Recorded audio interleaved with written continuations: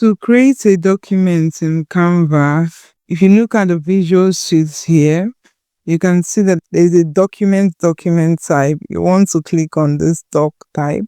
So from here, you want to start typing your document. So I'm going to start by using Magic Write. Let me just place over having my clipboard and I will enter. You see, Canva has finished writing for me.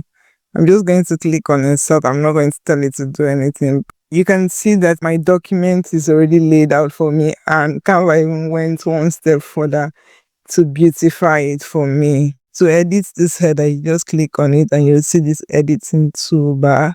You can rewrite what you want it to say. You can come here and edit the text. We save what we've done and go out of this place.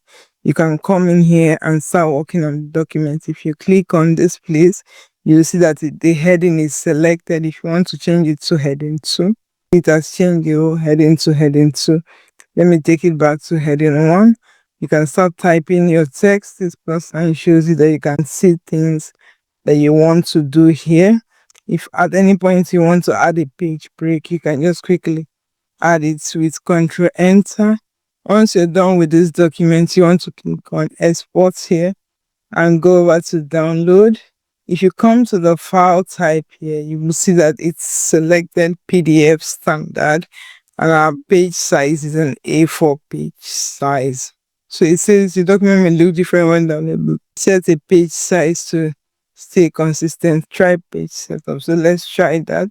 You want to select what your page size would look like. This is on auto size. What we're working on is an auto size. You might want to choose an A4 paper, a pageless paper, A3 letter or Lego, anyone that works for you. Let's choose an A4 paper. You see now that we choose the A4 paper, it has broken our pages. So let's go back to export and click on download. You want to choose what you want to download, as you have two options: to download as Microsoft Word document or to download as PDF.